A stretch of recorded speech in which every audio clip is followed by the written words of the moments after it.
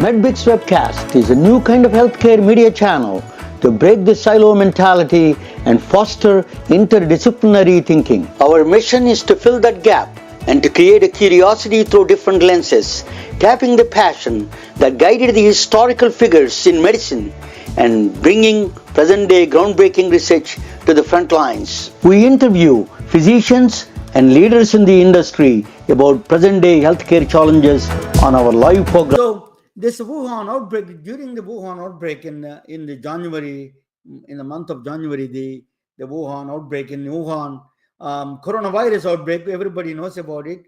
World Health Organization declared emergency later on, but I want to tell you something about so we need to get the genetic sequence of the coronavirus.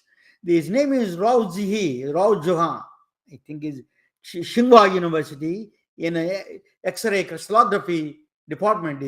He's from a chair of the X-ray crystallography department. His name is Rao Ji. He's not Indian. He's a Chinese professor. He releases the first coronavirus sequence.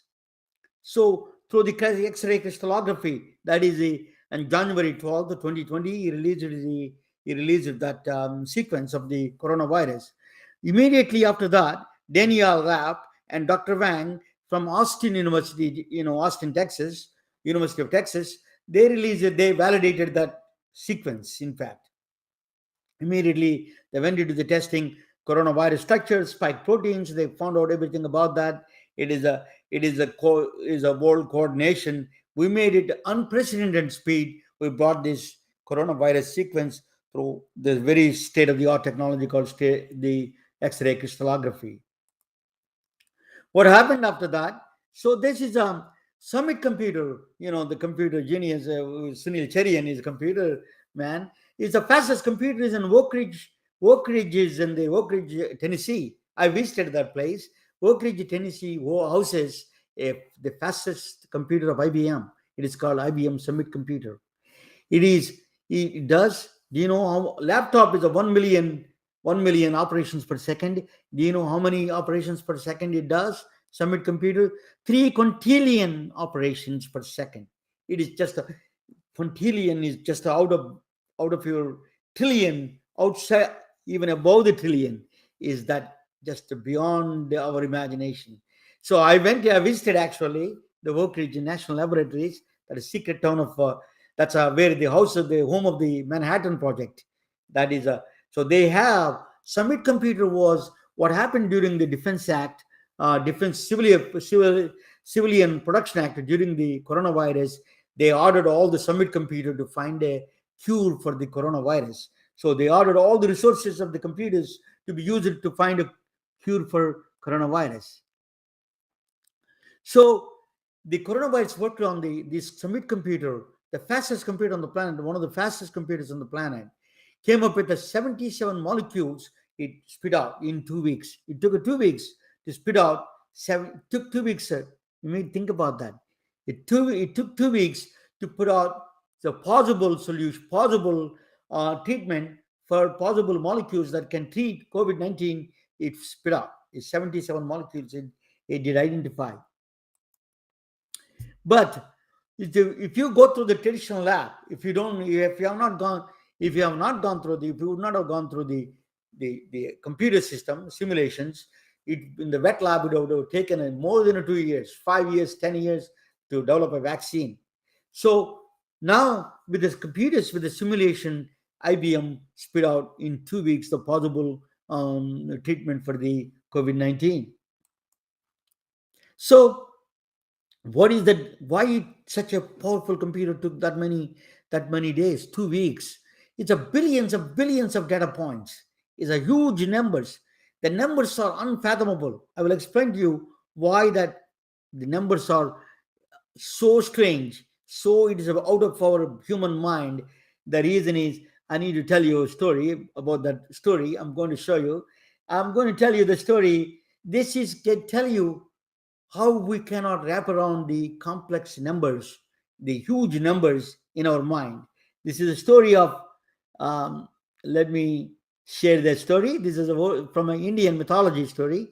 It's actually real story, some people say, but whether it's real or not, but it's very interesting. It explains the power of the exponential numbers.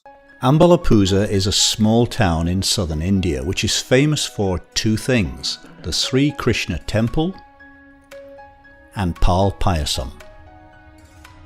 Pal Payasam is a dessert that's made mostly of sweetened boiled milk and rice. According to legend, the king of Ambalapuzha was a big chess enthusiast, and he often challenged visitors to a game. One day, a travelling sage arrived at the court of the king and challenged him to a game of chess. The king accepted and asked the sage what he'd like as a prize if he won. The sage said he'd like some rice.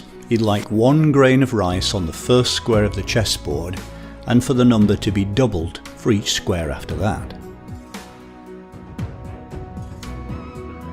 So the king put a single grain of rice on the first square, 2 grains on the second square, 4 on the third and 8 on the fourth. He looked at the grains and thought, what a ridiculously modest prize. He accepted the sage's wish, and the game began.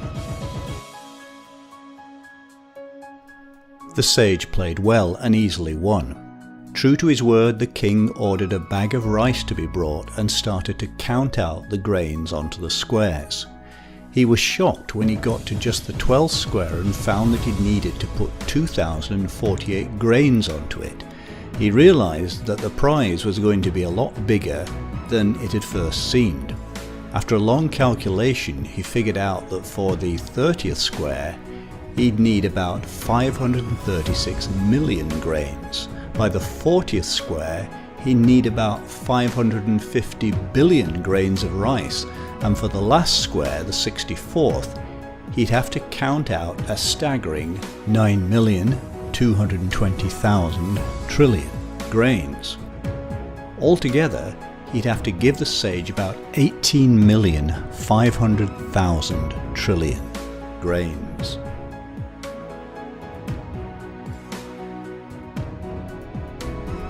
A single long grain of rice weighs, on average, about 0.029 grams, so the total weight of rice that the king needed to give the sage was about 535 billion tons. That's more than 1,000 times greater than all the world's milled rice production in 2019-20. The king realized it was impossible for him to pay his debt. In the legend, the sage turns out to be the god Krishna in disguise. When he saw how upset the king was, he appeared to the king in his true form. He told the king that he didn't have to settle the debt immediately, but could pay it over time. So the king started to serve Pal Payasam in the temple free every day to pilgrims until the debt was cleared.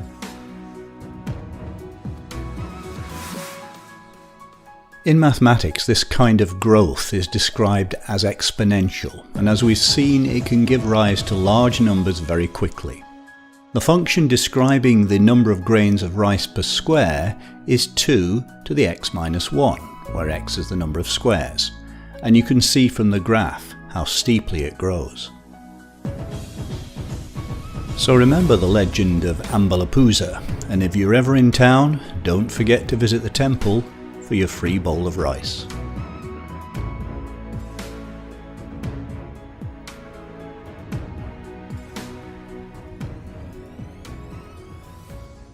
Chessboard, another example of the necklace. If you wear a necklace, if your wife and you went to the parties and wear a necklace, okay, and then they come back from the party, you drop the necklace in the jewelry box. I hope you join, and sorry about this, and I'm extremely sorry about that. I went through almost 4 or 5 pages, 4 or 5 slides, but that's why I came back. If this but it is worth listening to this power of the Ramanujan in the healthcare, how the guy who died 150 years ago, who profoundly influencing healthcare. That's important. That's what I want to talk with you about that. So the necklace, when you fold the necklace and then you and your wife went to a nice party, came back, and then she dropped the pearls in the jewelry box. The way it falls, the pattern it falls, you want to get back the same pattern. If she does every day for the next 1 billion years, she wouldn't get back in half the way. Is that difficult? The pattern looks so simple to us. Our human mind cannot fathom these numbers. Protein folding, for example, spike protein mutations. The protein folding is that complex. It looks like a parallel folding almost. It's a million times more complex. So think about that. The numbers are unbelievably big numbers. So 20 amino acids, life in numbers. I'm going to talk about life in numbers. 20 amino acids. Amino acids are the building blocks of the proteins. So 20 amino acids create huge number of life that creates the diversity. For example, if you take 20, they are the proteins that create the proteins. The proteins are the coolies of our body. They do all the functions. So 20 to the power of 100, different locations, if you put them in 20 to the power of 100, think about the number that you see up there. It is a mind-boggling number. It is the number of the atoms in all the universe together, the visible universe. It exceeds this 20 to the power of 100 can exceed that number. Is that big number? So the diversity of life, you understand the diversity of life. The reason is that powerfully that you see the diversity of life. That you can imagine now what kind of a diversity, complexity come out of the 20 amino acids. So death in numbers, you saw all the people are dead, 7 million people dead, then 100 billion people died since the beginning of human civilization, maybe more. So it is a numbers are all humongous. We have to understand the death also along with the life. Life and death go together in that sense. So we have to kill the coronavirus. How do you they are in trillions, millions, billions. So you have to understand the numbers very well. So, but one man, never afraid of the big numbers, his name is the man who knew infinity. His name is Srinivasa Ramanujan. He loved numbers. In 1887, he was born in 1887 in the part of Tamil Nadu, India, and he died in 1920. It's a very short life. But he loved numbers. He was born in a village, the small place, the home of gods and goddesses. That is the home he lived in when he was when he was studying. That he has no running water, no electricity, no running water, but he was writing all those things on the slate and the piece of papers.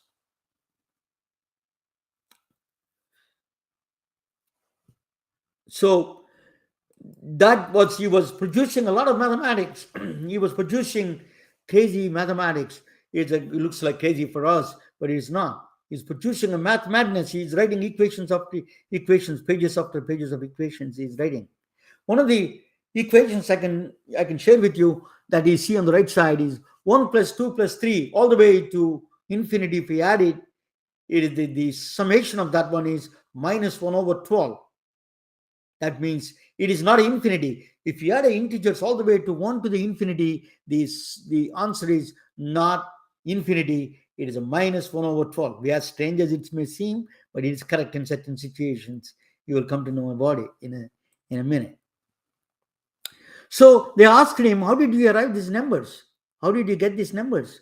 So he said that God has gave it to me in the dreams. He said, what goddess? Namagiri, I have a photo, and he was showing the picture of a Namagiri photo to his supervisor in England, in Oxford, Cambridge. So he said, never mind that the Western people that some woman in the picture gave him in the dreams all the equations. It is out of their thinking. Is all these Western logic minds. They never mind. Sorry, we asked you, and they left. So, but wait until what these greatest minds said about him. Let me say that. So Michio Kaku said that. Michio Kaku says of Ramanujan, Srinivasa Ramanujan was the strangest man in all of mathematics, probably in the entire history of science. He has been compared to bursting supernovae, illuminating the darkest, most profound corners of mathematics. The Freeman Dyson, the Ramanujan had some sort of magic tricks that we don't understand, says late Freeman Dyson of the Institute for Advanced Study from Princeton University, where Albert Einstein was a professor. The founder of Facebook, Mark Zuckerberg, about Ramanujan, with a partial math book, he did entire modern mathematics and moved the field forward. Just think if he had access to the internet. You didn't forget about technology. Ken Bono, professor of mathematics at the Emory University in Atlanta, who studied Ramanujan papers in detail, says Ramanujan's work in mathematics is the epitome of intuition. For a brief window of time, 5 years, he lit the world of math on fire. G.H. Hardy, the well-respected professor of mathematics at Cambridge and the direct supervisor of the Ramanujan, said, the most satisfying thing in my life was meeting my student Ramanujan. Think about it. The professor is telling his most satisfying thing about meeting is his student. So you understand what the glory of him, what the people set up. So you heard about life in numbers, right? We talked about death in numbers, but I said that God in numbers. What is the God comes to anything to do with here? We need a God to explain understanding of the numbers a little bit more. Sorry, that's a little bit of a story. It's nothing to do with the religion. A story will explain to you much easier to. There is a Hindu, in the Hindu religion, is one of the epic, called epic Mahabharata, is there's a two factions. They're cousins actually. They're fighting for the land and the kingdom. There's a Pandavas and Kauravas, the two factions, opposing factions. Pandavas supposed to be good guys, Kauravas are bad guys, but they're all cousins in a way, strangest way. This is so in the battle of Kurukshetra, they went to war. In the battle of Kurukshetra, the Lord Krishna is the Lord God for a Hindu. So he took the main warrior of the Pandavas, the good guys, that he said that I cannot fight my cousins. I cannot kill my teachers on the other side. They were my teachers one time. They're my cousins. They're my friends. I cannot kill them. So that our Lord Krishna took him out on the side and gave a profound wisdom and knowledge about the Bhagavad Gita. The reason I'm talking about it, you will understand why I'm saying this. So he says that you're just a mere actor in the whole complexity of the universe. So I'm going to show you my divine side. I'm going to show you my multi-dimensional form, higher dimensions. So it is a multiple dimensions. We live in a three-dimensional world, length, width, and breadth, and the height. We understand only three dimensions. But anything higher dimensions, we have no idea. We cannot see it. We cannot visualize it. So he wants to show, Lord Krishna wants to show that higher dimensional form, transcendental form of Krishna. He wants to show it to Arjuna, his warrior. He wants the purpose of that is to convince him you're just a mere actor. You're already done. The karma, the laws of karma are already done. He showed that the higher dimensional form of him is omnipotent, which is unlimited powers he has. Omniscient, is a knows everything. I am omnipresent, everywhere, anywhere. That's most important. Omnipresent is everywhere, anywhere, and the 11 dimensions. That's what you see. Everywhere, anywhere, everything, same time. The higher dimensions can give you this kind of a powers and then place invariant, time invariant things. So but you cannot see. So I'm going to bless you with a divine sight.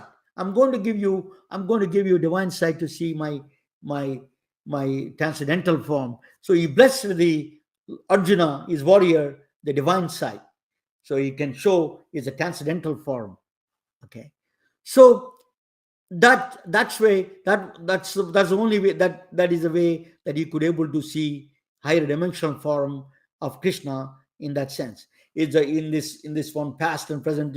What the purpose of that is already you killed all your cousins, you won the war, you're just a mere actor. I am the one the who does this drama, is you're part of the drama for me. And that's what he was saying in the Bhagavad Gita. That is a sacred text of Hinduism. It gives a lot of profound wisdom and knowledge during that time. So, but anyway, so the if that's that multi-dimensional form, I'm going to talk about physics a little bit about it. That multi-dimensions. If you take a matter and you go further, divide into molecules divided into atoms into neutrons, protons, all the fundamental particles. If you go all the way to the smallest thing, so string theory suggests that there's a strings, vibrations of energy, all the electrons, protons, everything is made up of these after the quarks and everything, they're made up of strings, vibrating strings. They vibrate in 26 dimensions. Okay, that is the 26 dimensions they vibrate. That is what string theory says. But there's 11 dimensions that came out reduced to, I tell you about that in a minute. But the physics has a string theory of 26 dimensions. We only can see 3 dimensions. How can you verify, or how can you see that's 26 dimensions? So what he did, I'm going to deviate for you a little bit of mathematics here. It's not a math, but I'm just giving you. I did actually show on a symmetry itself, math and symmetry groups. So a lot of times mathematicians, a very funny way, I still, it's beyond my understanding. The symmetry itself is a very complex field. But if you take any object, the way you can, number of ways you can move and rotate, rotational symmetry, translational symmetry. If you're in the mirror, for example, a reflective symmetry, these are all the number of ways you can arrange an object. That is the symmetric groups. They call groups. You can arrange all the groups. Everything that you see in the nature, you can arrange into groups. So that is mathematicians. That's a fundamental. So, for example, the chair, the way, the number of ways it can rotate, which axis, what axis, So you can add a complexities to it, and then the number of ways you can rotate the chair is you can consider that is a group. For example, a snowflake, the rotational, if you can move around, it doesn't change anything. That's a rotational symmetry. So that's only one way you can do that. But if you can change anything, it happens something else. So some of the number of ways you can put, the object can move around. That is a form a group. But very strange thing happened. As you see that 26 dimensions, you saw that, right? There are 26 misfit groups in math. This is nothing to do with the physics. Mathematicians came up with the strange number. This is 26 misfit groups. They don't fit anywhere. Their bookkeeping didn't work for them. So you cannot put some of the rotations, some of the symmetry groups, they could not able to put in any groups. They call 26 groups. Out of that group, there's a big one. It's called a monster group. They have number. You see that 800, 808, 017, 1424. The number just keep going. I don't even know how do you say that, the entire thing. But the number of the monster group, the largest group in the 26 misfit groups. Remember, 26 dimensions in the string theory came. That is entirely independent from the mathematics that came out with the 26 misfit groups came in mathematics. It came out mathematically 196,883 dimensions. Don't ask me why that number is, but that is in higher dimensions. The total dimensions, these monster group, the biggest group of all the 26 misfit groups came in 196,883 dimensions. Concord University, where I went to school, John Mackay's symmetry, he found out the monster group. So how do you see? We can only see three dimensions. One or two dimensions, three dimensions you see. We cannot see four, we cannot see five, we cannot see six, but we can see through mathematics. We don't have a 96,883 eyes. We don't have it. What we have is a math. Mathematics is the eyes. That's higher vision we have. That is a divine side. The divine side we have, that is inside is the mathematics. To see what they do, that we have a story inside. We can feel that what they look like through the mathematics. That is the divine side, is the he gave. So that's where the Ramanujan came in. It is as strange as it may be. That is, he created a modular functions. Modular functions are, that's he combined this math 26 misfit groups into physics string theory. He connected them through his mathematics. They found out it later on. They call it monster moonshine. They connected the mathematics and physics. He connected. He wrote. He has written. The string theory was not born. The atom, the virus was not born. But he did all these things. These functions he did. He mathematical functions he gave us during his time, the short period of his life. So he combined the mathematics and physics through modular functions, they call. Okay. So he combined. He saw the real physics through mathematics and physics. He combined them. We can see.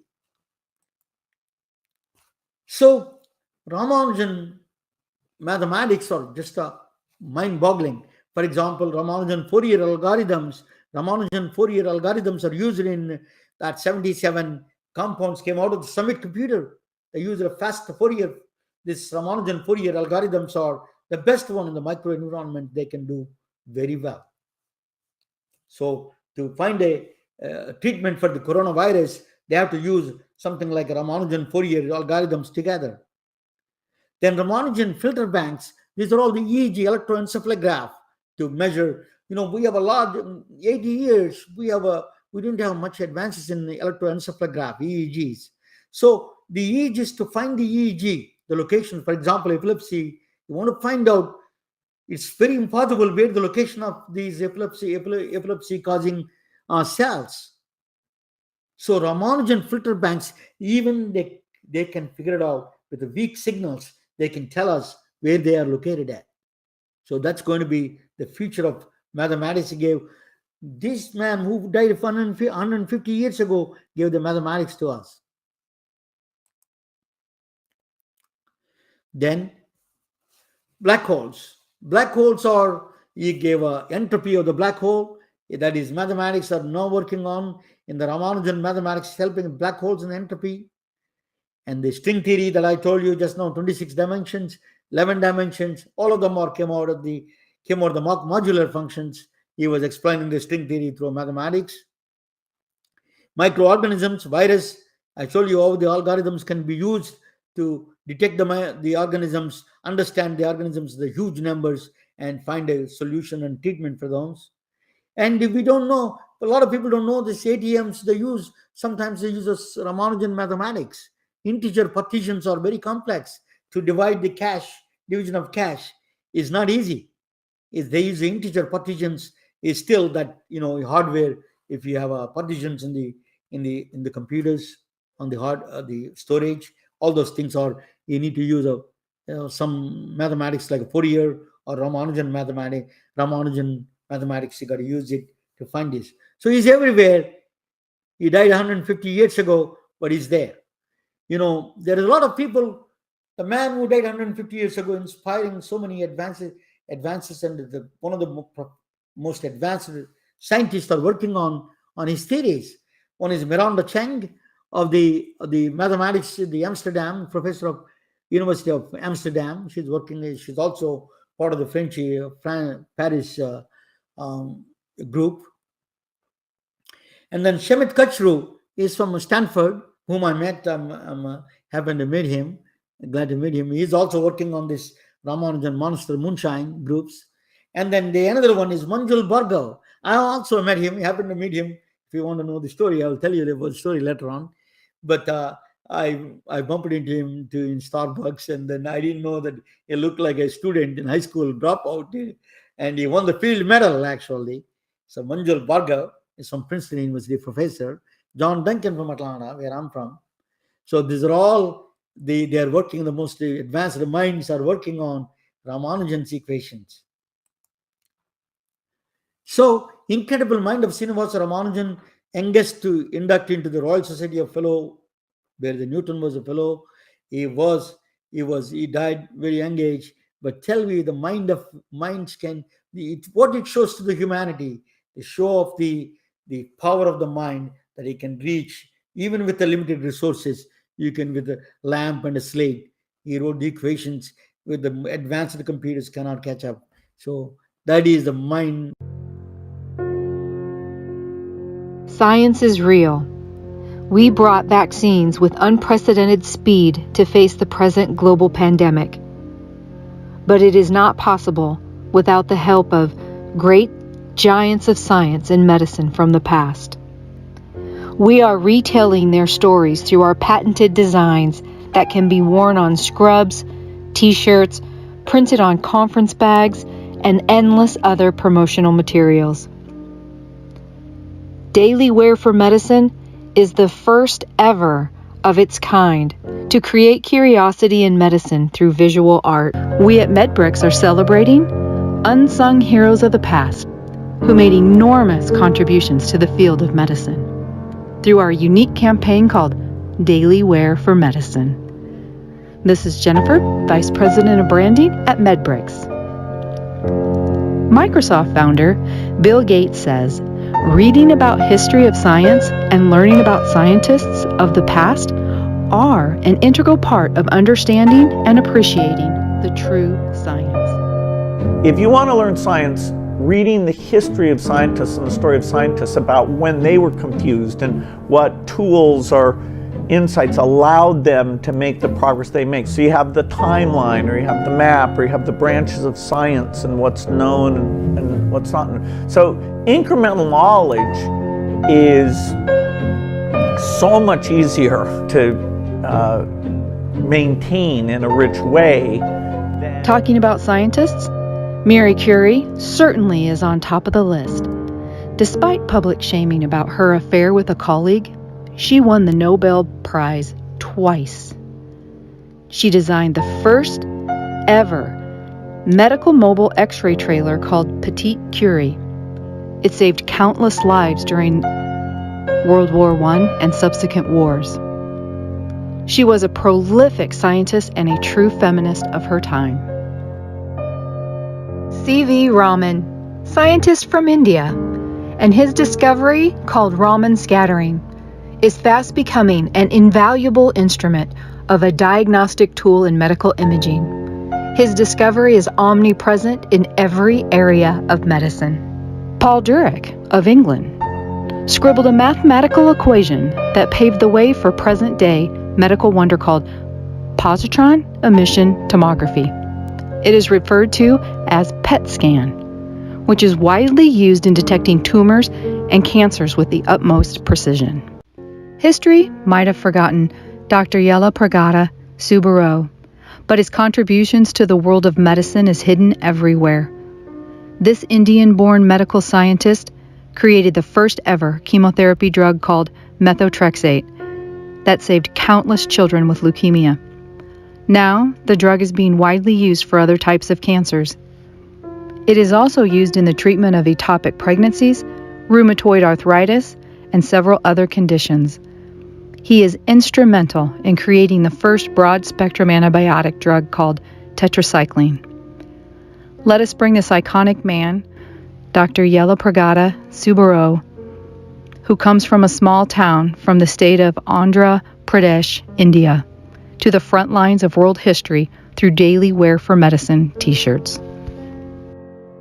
With extraordinary data analytical skills might have been known as a lady with a lamp in the history books.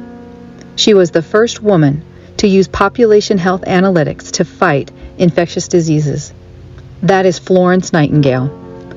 British-born aristocrat Florence Nightingale championed the welfare of wounded British soldiers during the Crimean War.